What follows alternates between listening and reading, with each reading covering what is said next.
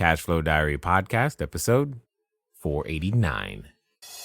Welcome to yet another exciting episode of the Cashflow Diary podcast, the podcast that teaches you insider tips, tactics, and strategies for creating leverage streams of cash flow into your life. Learn from top-performing entrepreneurs, business owners, investors, and thought leaders from across the globe as they share their secrets to success. Like what you learn on this and other Cashflow Diary podcast episodes? Go to learninvestingnow.com and sign up to receive powerful tips and information that will help you succeed as an entrepreneur and investor. Now, here's your host, investor, entrepreneur, business owner, educator, speaker, author, and master facilitator of Robert Kiyosaki's cash flow game, Jay Massey. All right, ladies and gentlemen, welcome to another episode of the Cashflow Diary podcast. I'm your host, Jay Massey, and I'm glad that you are here today because you have heard me say time and time again that you and we will never out-earn our personal growth. And I'm going to take a stab and say that today's guest would say the exact same thing, but more importantly, how can you intentionally make yourself grow? Because at the end of the day, if you're not going to out-earn it and that's going to be the limiting factor, then man, I want to have some control over that. I want to make that happen as fast as humanly possible. Interestingly, there are commonalities when it comes to humans and helping humans grow, and today's guest is no secret to growing not only himself, but growing others, because that's exactly what he does. So let me ask you this question. If you had the desire to take your annual income and make that your monthly income, so doesn't matter what you're earning right now, but annually to monthly, what would be the path to make that happen? Who would you call? And many would say that you would call today's guest. I am talking, of course, none other than David Neagle. And what's interesting about David is that he and I were inspired by a very similar book, one that you can grab today, The Science of Getting Rich by Wallace D. Wattles. So we're going to dig in to finding out what it's going to take to make all of us a little bit bigger, better, and badder than we currently are today. And the man who's going to help us do that is David Neagle. David, how you doing? I'm doing great, Jay. How are you? Good so far. So, this being the first time that you're here, I have to ask you the same question I tend to ask everybody else. You ready? All right. Yep. I tend to look at today's entrepreneurs a lot like yesterday's superheroes, you know, Batman, Robin, Superman, Wonder Woman, etc. And I think entrepreneurs and superheroes have a ton of things in common. For example, as an entrepreneur, occasionally I can imagine myself flying around town. Yes, maybe I am wearing a cape, but I'm using our products and services to save our customers. But at the same time, like a superhero, an entrepreneur has a beginning. You know, if you think about Spider-Man, for example, there was a time where he was just a kid going to school, doing his thing, taking some photos. And then one day he gets bit by a spider, discovers he's got a new superhuman ability, and gets to choose whether to use it for good or for evil. So my question to you is as follows. Before, your book, The Millions Within, before your coaching and the everything that people know you for today, before you became the David Neagle, what we want to know is, who is David Neagle? That's a really great question. Before I became the David Neagle, my own version of a superhero, which I love that analogy, by the way. I was a person who was really confused about the meaning of life and whether we were born victims or we actually had the power to control our own destiny. And that literally was a question that went through my mind as a child, because I came from a relative amount of dysfunction, and I saw a lot of unhappy people. I was born in the mid-'60s, so through the media, I was aware of the turmoil that we were going through in our world, in our country, in the state that I lived in, which was Illinois at the time. And it caused a lot of questions that I was not, Jay, getting answers to. I mean, I would ask. I was raised Catholic, so I went to Catholic schools for a while. I asked priests, I asked nuns, I asked teachers, family, and nobody could answer the questions that I was asking. And they were some pretty deep questions. And they just couldn't answer them. It was even worse than that. I would say not only could they not answer them, but they told me there were no answers to those questions. So it really left me perplexed, and I went down a road of survival. I kind of raised myself as a teenager in the streets of Chicago. I never got into any real serious trouble, but I was headed that way. And I knew that there was something more, but I didn't know where. I really didn't know where to find it. So if you ask me who was David Neagle, a curious kid on the wrong path. That's where I was before I started changing. Love it. Got it. Now, you said something that I think that a lot of people are wondering about. First, when you described yourself as confused, I can see that there's definitely a lot of entrepreneurs who could feel that way, especially at the beginning of their journey. They wake up to the fact that, oh my gosh, what I am doing, I don't like. However, I don't know what I want to go do. So how did you ever elevate yourself from this particular state? I can really relate to the whole idea of I don't like what I'm doing, but I don't know what to go do, because that's exactly where I was. I quit school at 17 and just went to work. Because I really hated school. I disliked it, which was interesting because I love learning, and I especially love learning now as an adult. I'm a voracious reader and a student first before a teacher or coach or speaker and author, anything like that.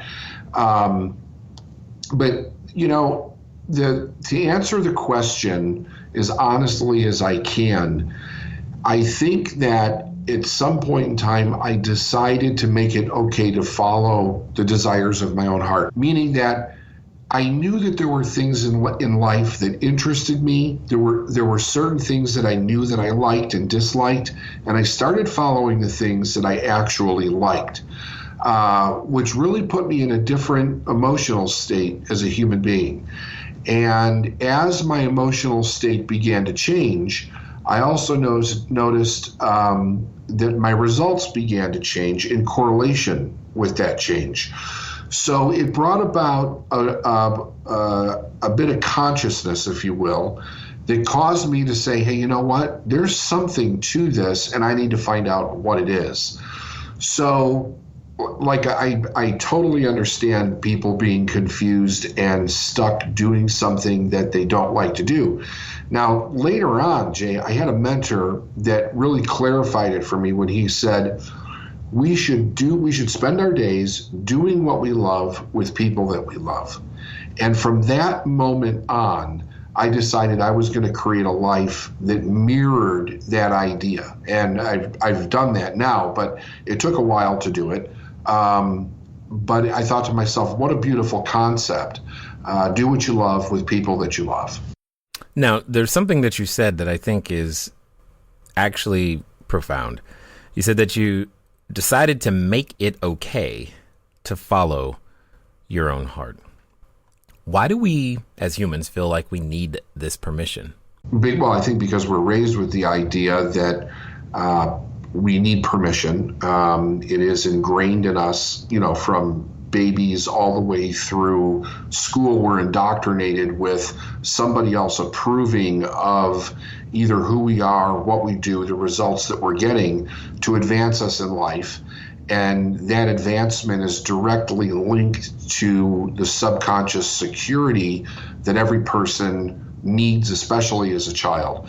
So, when we're born, the number one thing that we need is security. Otherwise, we die. We're the human species needs parental guidance longer than any other species on the planet.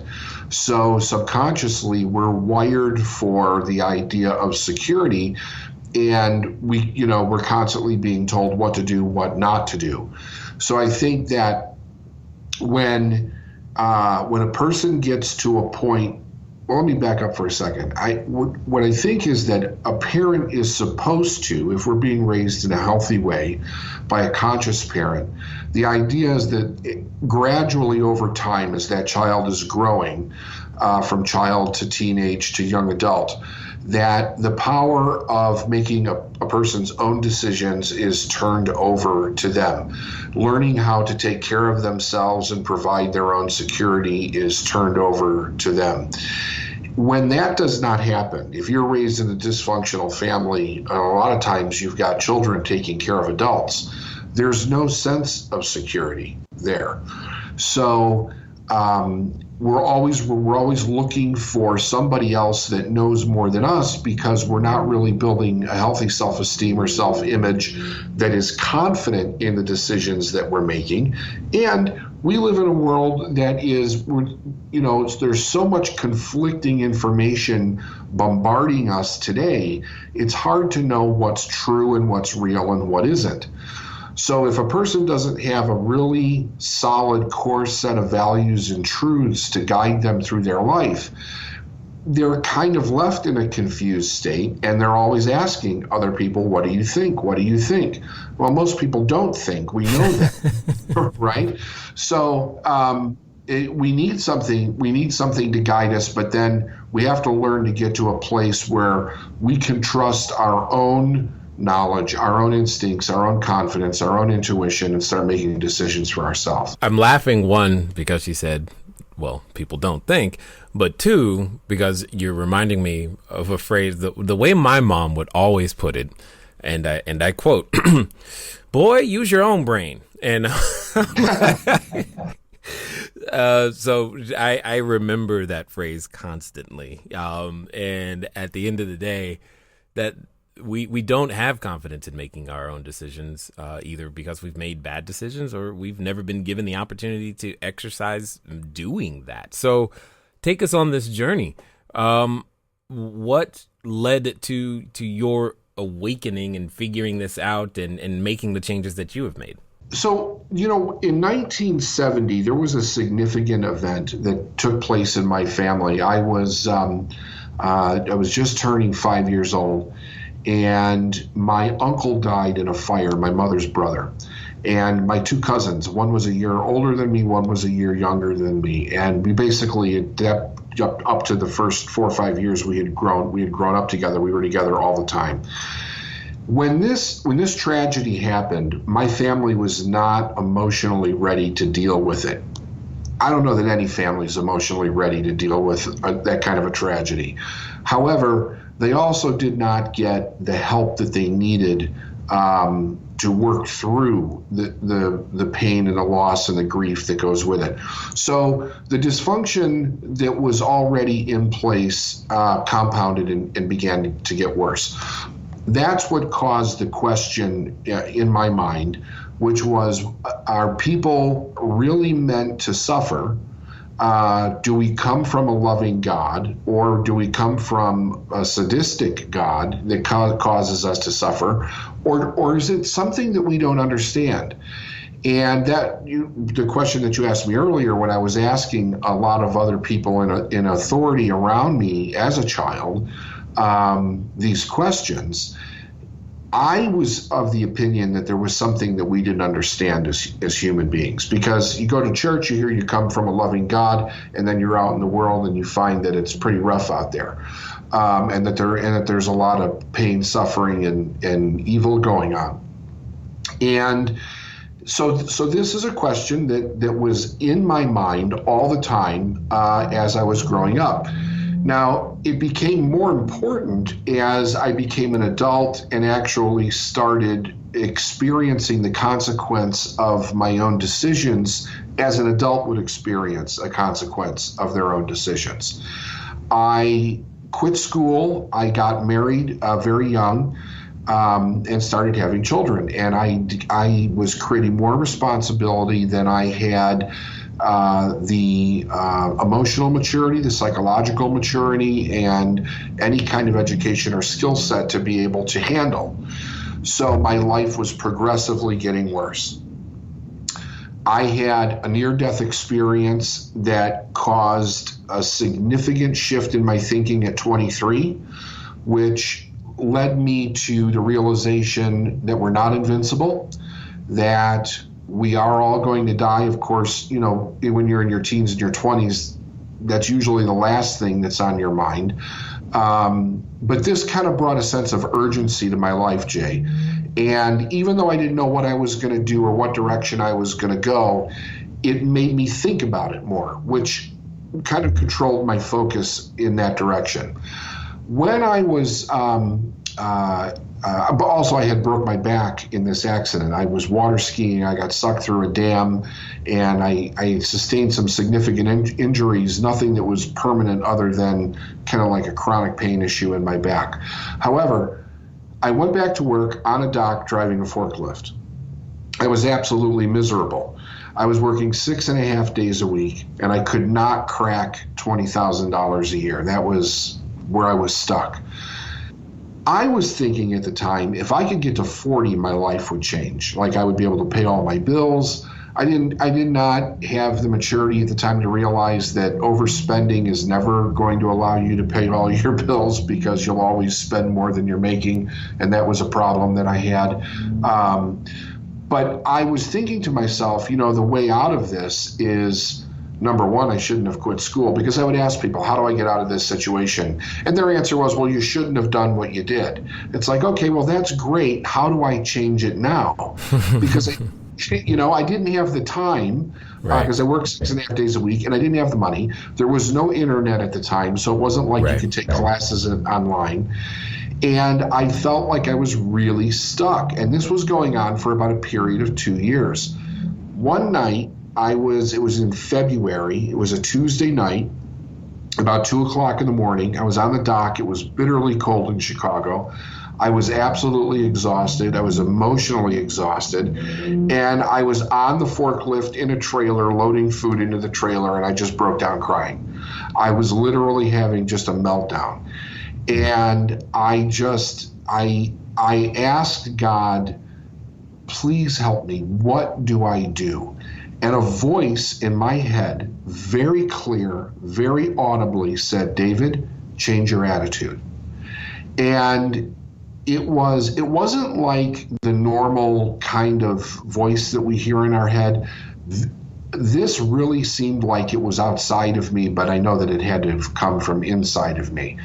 But it was so stark and so clear that I paid attention to it. And I started exploring that idea. If I was to change my attitude, what would that look like?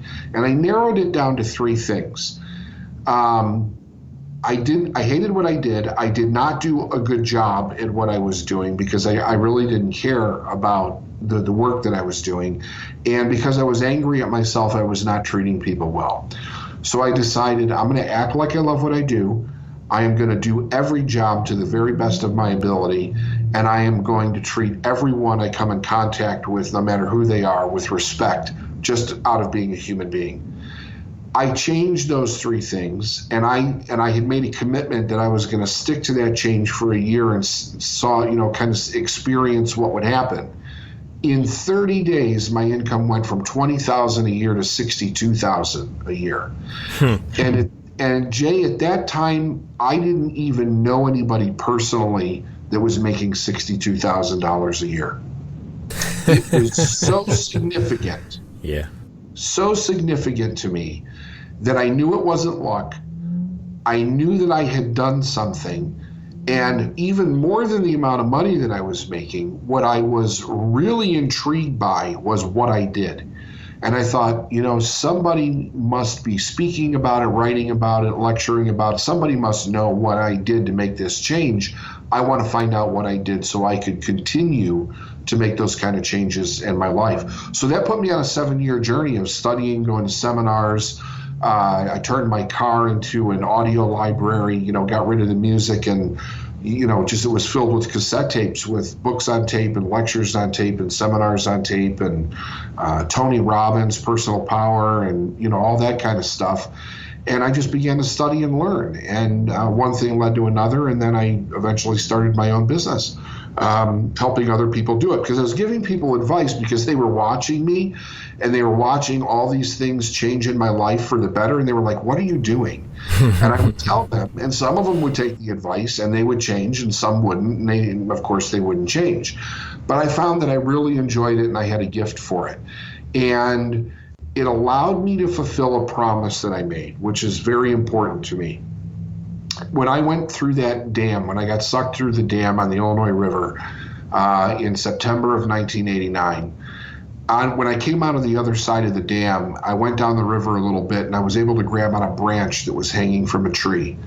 And when I was hanging from that branch, I said to God, if you let me live today, I'll find out why I'm not doing what I'm supposed to do, and then I'll spend the rest of my life helping other people do the same thing. And since then, I have kept that promise. It has been my life purpose and mission. Nice. I've often heard the phrase, your attitude determined your altitude. And I would say that what you've just shared with us definitely mimics that for sure. I am curious, though, what role did the book, The Science of Getting Rich by Wallace D. Wattles, play for you? All right, everybody. Thanks for listening, and I'm glad that you are enjoying what you are hearing thus far. But here's one of the things that's really important. One of the most important things that you can do is get started. One of the things that I've said before, and I say again, once you get started, stay started. But more importantly, there can be lots of roadblocks to getting started. So what we're going to do is we're going to remove one of those roadblocks for you and make it a little bit easier. Because the thing that I don't want to stop you is thinking, do I need a local number? How about a long distance number? Or should it be 800? How on earth am I going to make that happen so that people can contact me as I'm out there building my business, making my cash flow grow? But most importantly, understanding that it doesn't have to be difficult. Many of you may know, but if you don't, there's a company out there by the name of Grasshopper. And what I want you to do is I want you to go over to trygrasshopper.com/cashflow diary. Grasshopper is the entrepreneur's phone system. It works like a traditional phone system, but requires no hardware to purchase, no software to install. It's just a number that flat works. So if you are out there building that distributed workforce across many different locations, it's a way for you to still go out there and make your number be unified, simple, easy to use, something we've been using for quite some time. So again, go over to trygrasshopper.com/cashflow diary. Now, let's get back to the rest of the story. Yeah, great. Another great question. So it's an interesting story. I was involved with my first kind of venture into being an entrepreneur, learning a little bit about business, was to join an MLM. So I was in multi-level marketing for a couple of years. Got it. And that book was kind of a staple back in the 90s in multi-level marketing. And I would see it. You would go out, during the breaks at conventions or whatever, and they would have product tables and stuff, and I would see it. But I thought it was a book on economics or something, and that's not what I was looking for as answers. It's true story. God's truth. So for 2 years, the book's around me. I don't pick it up. One day, somebody says to me, you need to read that book. Now, I was trying to put all these different pieces in that I was learning in my mind in some kind of logical order that made sense, because I was getting bits and pieces from different people, like from Tony Robbins and maybe Jim Rohn, and I forget, Zig Ziglar, and all the like Jack Canfield, Mark Victor Hansen, Earl Nightingale, but it was not putting it in an order that really made sense to me. So I pick up this book, The Science of Getting Rich. I go home. Saturday afternoon, I sit on the couch. I'm going to read this book, and I literally broke down in tears as I was reading it, because it put everything in my mind in a very logical order that not only could I understand, but I knew in my heart was true. And I was like, this is it. This is the answer that I was looking for. So once I had that clarity, then things, they even started to speed up as far as how much better they were getting in my life. But that was because I removed the confusion and I had clarity. So the book was very important. And then for the first 4 years that I had started my business, I was teaching seminars based on that book, The Science of Getting Rich. Yeah, you know what's funny, or at least ironic to me at this moment, is that book did not come to me until well after the 90s. It was around 2007, 2008, and I find it interesting that it, again, it's the same book. It's not like it changed or anything, but it had very similar effects. But specifically, the word that you chose was clarity. And I've often said that clarity leads to power, the power to decide and act. And then you say that once I got clarity, I was able to go faster. With all of those things, I mean, if we're starting from confusion, would you say that what's missing for people, like, is the crux of your business literally to help people get clear and then act on that clarity? It is. Yeah, it very much so. It's clear based on universal truths, and then the clarity to implement those in their life. That, in a nutshell, that's exactly what I do. And that's where, like you said at the beginning of the program, turning your annual income into a monthly income, we help people go over 7 figures from virtually, a zero starting point within 12 months. And we do it all the time. And we've done this with hundreds of people. So but it is really about getting them very clear on a few different things, and then, teaching them the skills that go behind it and away they go. So, I mean, with today's technology, there is no shortage of information. Why is clarity so difficult to obtain or to even find? Like, how come it seems like, well, we should be able to be clear, but yet we're not? I think the reason for that is because there's so much information, a lot of it is conflicting. And when a person is growing up, they're raised with a certain set of beliefs and values. If the information that is going to allow them to succeed conflicts with that, we have what we call a value conflict, and the value conflict creates confusion. So even if they understand something intellectually, it doesn't mean that they're processing it emotionally the way that it needs to be processed to show up in their behavior that would allow them to create the desires and the dreams that they want. So it creates an internal battle, Jay, constantly with people. Until that battle is cleared up, it's going to create confused results in their life. Yeah, totally get it. Totally understood.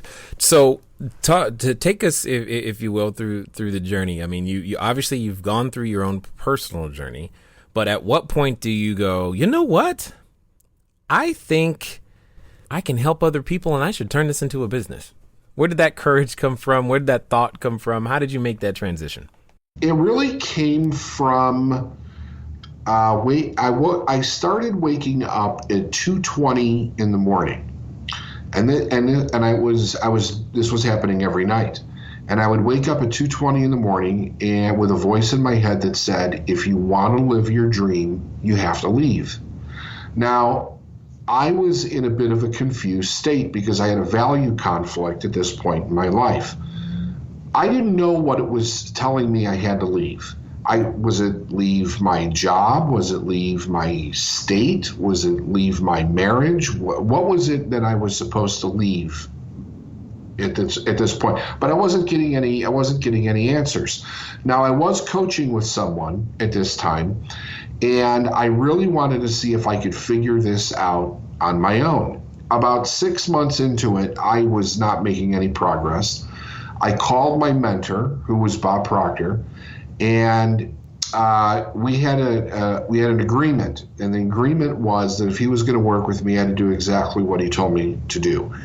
I didn't have the ability to say no. I could ask why, I could get clarity on what the reasons were, but I had to do what he told me to do. So I had just come off the road with him at one of his seminars, and I was in Chicago, he was in Toronto, and I called him. He said, I'm just getting on a plane to go to New Orleans. If you need to talk to me, meet me in New Orleans. So all I had was a question. And here I am, I got to get on a plane, fly to New Orleans. I wait around for him to get done speaking all day, meet him backstage, and we have this conversation. And he said, what's the problem? And I said, the problem is I'm waking up at 2:20 every morning, and with this question, if you want to, or with this statement, if you want to live your dream, you have to leave. And he said, how long has this been going on? I said, 6 months. And he said, and you're waiting this long to ask me this question? And I said, yeah, I was trying to figure it out on my own. And he was like, well, how's that working for you? Right. I said, well, I'm here. So, and he said, the next words out of his mouth were, just quit.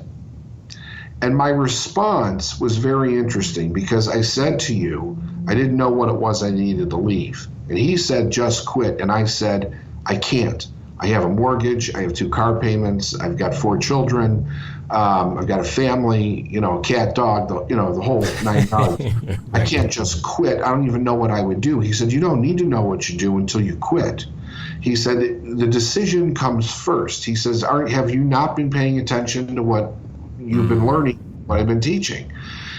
And he said, you'll always get what you need when you need it.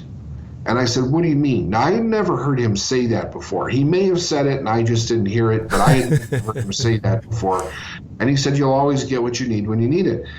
And I said, explain that to me. And he said, are you starving? And I said, no. He said, do you know anybody who's starving? I said, no, I don't. He said, but you know that there's people in the world that are, right? And I said, yeah. He said, but you don't know them. And I really did not know where he was going with this. And he explained to me that being completely broke and homeless and starving on the street was not part of my experience in any part of my life. So I would not subconsciously replay that pattern because it wasn't there. He said, you'll wash dishes if you have to. Your family's not going to starve. You're not going to not pay your mortgage. And this was the first time I really questioned what he was telling me. I had a lot of doubt about this. So I went home and I started thinking about, you'll always get what you need when you need it. And I started looking at all these different areas of my life where I had gotten myself into trouble, but then at the last moment, whatever I needed showed up. Not always what you want, but what I needed. Mm-hmm. So when I realized that, it was an enormous breakthrough. And I realized, oh my goodness, this happens for everybody. This is really true. That's a real fact. That's when I made the decision to leave my job. And what I did, Jay, was I really wanted to see, I really thought to myself, if I'm going to do this, if I'm going to go out there and teach this to people, I need to know 100% certain that I'm hearing spirit in my heart give me direction. So I'm not going to tell anybody that I'm doing this. So the only people that knew were my wife and the company that I left. But I honestly didn't know what I was going to do as far as a career went at that point. And it took 30 days of me just waiting.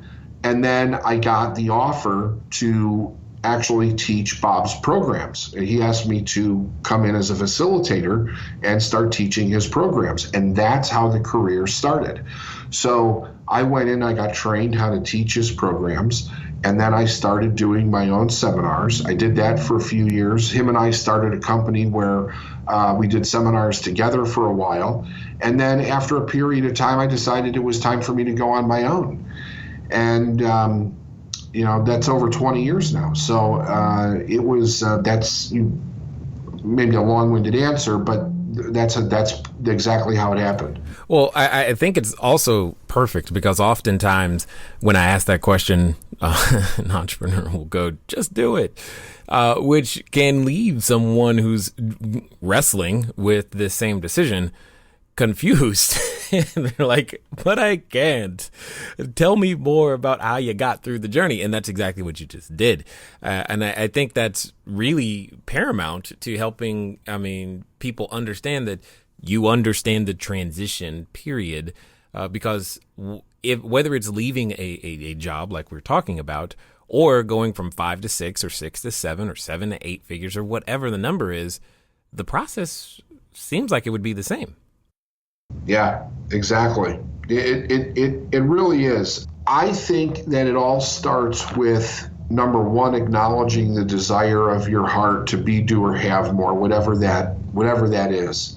The conflict that comes in for a lot of people is that they're taught that that's irresponsible, that they actually have to accomplish certain things in their life before they can move ahead and do something else. I heard people tell me, let's put it this way, they were not supportive of me going out and starting my own business once people found out that that's what I was going to do. They're like, why would you leave a perfectly good job? Why would you leave a career? Why would you leave health insurance, a 401k? And my response was, because I really want to see if this is my purpose. And they would say, well, what if you're wrong? And I'd say, well, then I got to always go back and do what I was doing before. And they would be like, well, how do you know? So there's a lot of uncertainty in people's minds as far as the resilience that we have as human beings, because they never really do anything to step out there to be resilient too, and see what they're really actually capable of doing. But it does come down to just a certain set of ideals and principles, and I believe understanding the laws of the universe, like Wallace describes them in The Science of Getting Rich. And when you start to understand that from a practical application, where you're actually applying it in your life, it's not just an intellectual understanding, where you can really connect the result to the action and the thought, everything in your life changes. It gives you a freedom that you'll never get anywhere else, because we're really made dependent upon education. We're made dependent upon working for someone else. But most people have no idea actually how to bring whatever amount of money they need for whatever it is they need it for into their life on demand. And I think that that's true wealth, not how much money you can store up in a bank, but the skill set and the awareness of how do I actually manifest, create money or any other resource as I need it in my life. Yeah, totally understood. Now, for those that have listened this far and want to find out more about what you've got going on and want to follow up with you further, what's going to be the best way for them to catch up with you? That would be go to our website, davidneagle.com. Last name is N as in Nancy, EAGLE, davidneagle.com. And we have a free gift for people called You Were Born to Be a Success, which is something I absolutely believe. All they have to do is give us their email address, and they'll receive that electronically. But I really believe that everybody is born to be a success. Nobody is born to suffer. People are capable of so much, they just have no idea. But they get a little bit of information and they'll be headed down the right road, and that's what that program will do for them. Excellent. Now, as we wind down, I've got a question for you because I'm curious to hear your answer. Let's pretend for a moment that someone listening has gathered the courage. They're like, you know what? I get what David is saying. It makes sense to me. I can do this. Of course, it's all good. I'm ready to develop some resilience, and they're at what I like to call the precipice of decision. And you could even envision it as they're standing in front of the superhero outfit store, ready to pick out their cape. Now, like I know, that when we reach those moments of decision, we are often, accompanied with a companion, and that companion comes in the form of a voice, and that voice often reminds us of how it didn't work last time and why on earth is it going to work this time, and you're not going to be able to. And for some people, they're related to that voice. So my question to you is as follows.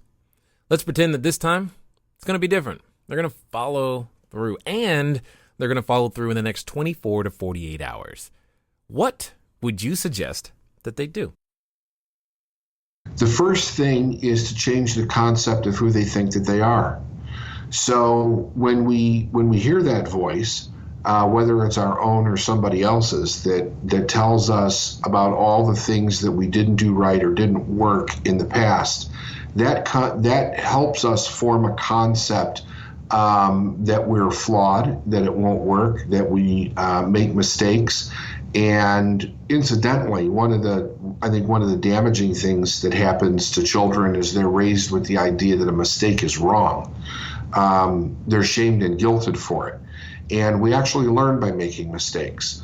So if we also would embrace the idea that we're going to make mistakes, and if we learn from them, we can advance rapidly, then we start to change the concept of who we are. We're creative beings. I believe that we're children of God.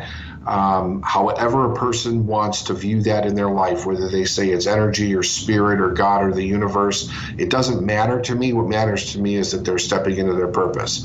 So if they change that first concept of who they are, they really have that power. The second is to make a solid decision to take action on something, whatever it is that's in their awareness that is leading them to the next step. Maybe that's picking up a book. Maybe that's picking up the phone and asking someone for help. Maybe that's stepping out and helping another individual, but making a decision to do something, which creates momentum and opens the door for the next opportunity to make a decision. In Think and Grow Rich, in the introduction, Napoleon Hill has a little paragraph, or he has a thing called the sly disguises of opportunity. And he said that opportunity usually shows up as misfortune or temporary defeat. And that's probably why so many people fail to recognize opportunity in their life. So if a person would just look at what is in their life and realize that anything that looks like it's unfortunate, misfortune, a temporary defeat, there's a law that comes into play there called the law of polarity, which states that the opposite of that also has to be true and exist in the same place at the same time. So anything that is unfortunate also has a gift. Anything that seems difficult or improbable actually has a solution and a way for it to happen. When we make a decision, Jay, we take our focus off of what it is that we don't want and we put it on what we do want. That begins to expand in our awareness. So now we see more of what that is, and the road becomes more enlightened, if you will, meaning that we can see better, have more direction, we'll attract the people that we need to help us get there, and then it becomes a process of saying yes to the things that are going to continue to move us forward. Love it 100%. I definitely appreciate the practical knowledge, the ability to apply, that which you not only espouse and teach, but the fact that you've done it yourself is really, really important. And at the end of the day, I just want to make sure that I say thank you for taking the time to share your knowledge, your wisdom, and your insight here with us today at the Cashflow Diary. Thank you so much for having me. It's been a great pleasure. All right, ladies and gentlemen, you know what time it is. It's time for you to move at the speed of instruction. What does that mean? That means you're going over to davidneagle.com. Why? Because now is the only time you and I have got, and if you were listening, you heard probably what is the most important thing. Mistakes are great. You're gonna make them. Might as well go ahead and get started and learn from them because they carry with them that whole bit of opportunity. Well, there's no time like the present because it's all we've really got. And ladies and gentlemen, it's been fun talking to you today. I look forward to talking to you soon. Until next time.